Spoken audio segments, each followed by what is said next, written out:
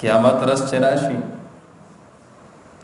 نو یو نفخه اوله ده چې دا ټول نظام به د هغې سره ختم شي، انسانان به وفات شي، او بیا 40 کاله بعد دویمه شپېلۍ دا به وروبوکلی شي. نبی کریم صلی الله علیه وسلم نه صحابه کرامو تپوس وکړو حضرت دا سور دا څه شی دی؟ نبی کریم صلی الله علیه وسلم وفرمایل دا یو ښکر دی او په دې کې به پوکې دا وبوکلی شي. ترمذي شریف او دغه رنګې نورو کتابونو کې دغه حدیث دا نقل کړی شوی دی. نو دلته کې د نفخ نه مراد دویمه نفخه ده. یو لومبۍ نفخه ده، لومبۍ شپېلۍ چې هغه وپوکلی شي، په هغې سره به دا تمام څیزونه دا ختم شي، انسانان به وفات شي، او دا غرونه تمام څیزونه به د ځمکې سره دا برابر شي. بیا 40 سال بعد په دویم ځل باندې حکم د الله جل شانه د طرف نه وشي، او اسرافیل علیه السلام به په هغه شپېلۍ کې پوکې ووهي، دا ټول انسانان به دوباره ژوندي شي. نبی کریم صلی الله علیه وسلم یو اوږد حدیث دی، د قیامت ورځ چې کله تمام انسانان دی ژوندي شي، نو نبی علیہ السلام فرمایي دا ټول انسانان به په خپلو خولو کې ډوب وي، په خپل غم او درد کې به اخته وي، او د نفسي نفسي اعلان به وي، اوازونه به وي. پلار به د زوی نه، زوی به د پلار نه، رشتہ دار به د رشتہ دار نه، دوست به د دوست نه تښتي. یوم یفر المرء من اخیه و امه و ابیه. هر انسان به په خپل غم او خپل خولو کې ډوب وي. بیا به دا تمام انسانان دی مشوره وکړي چې راځئ چې خپل بابا آدم علیه السلام ته لاړ شو، هغې ته به درخواست وکړو چې د الله په دربار کې دعا وکړه چې الله حساب کتاب شروع کړي. آدم علیه السلام به ورته وفرمایي چې تاسو نوح علیه السلام ته لاړ شئ، او آدم علیه السلام ورته خپل لازش، خپل کمی کوتاهی دا مخې ته کړي چې الله جل شانه ما ته حکم کړو چې ته به د اونې نه خوراک نه کې، ما خوراک وکړو.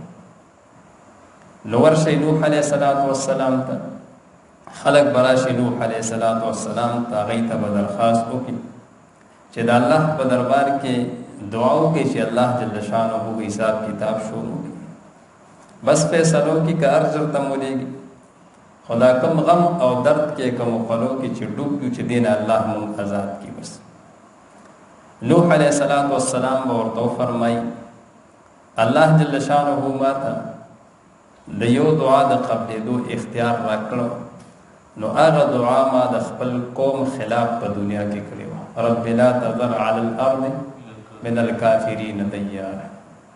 حدیث پاک کې راځي، بل حدیث دی، نبی کریم صلی الله علیه وسلم فرمای الله تعالی تمام انبیاء کرامو ته یو دعا ورکړي چې هغه دعا الله جل شانه خامخا قبلي. هر پیغمبر هغه په دنیا کې وغوښته، هغه دعا په دنیا کې وغوښته، الله یې قبول کړه، خو لیکن ما دغه دعا د آخرت دپاره باقي ساتلې ده. د چا دپاره؟ زمونږ ستاسو خړسرو دپاره. نبی علیہ السلام به دا دعا کوي، ما د خپل امت دپاره دغه دعا باقي وساتله، دا به زه په آخرت کې د خپل امت دپاره غواړم. نوح علیہ السلام به ورته ابراهیم علیہ السلام ته لاړ شي، سخت حالات به وي. هر پیغمبر هغه به نفسي نفسي اواز کوي، نفسي نفسي سخت حالات به وي. ابراهیم علیہ السلام ته چې خلک راشي به هم عذر پیش کړي، نو ابراهیم علیہ السلام به هم عذر پیش کړي. هغه ورته موسی علیہ السلام ته لاړ شي، موسی علیہ السلام به ورته عذر پیش کړي چې ما خو یو کمی کوتاهی دا کړو چې کپتی مې قتل کړو. نو ورشه عیسی علیه السلام. نو عیسی علیه السلام به وایي نفسي نفسي، او هغه به ورته وایي نبي آخر الزمان ته لاړ شي. عیسی علیه السلام به څه کمی کوتاهی ورته پیش نه کړي مخې ته. د نبی کریم صلی الله علیه وسلم خدمت کې چې کله خلق حاضر شي نو بس نبی علیہ السلام مسر په سجود شي، سجده کې به پریوزي، پروت پي.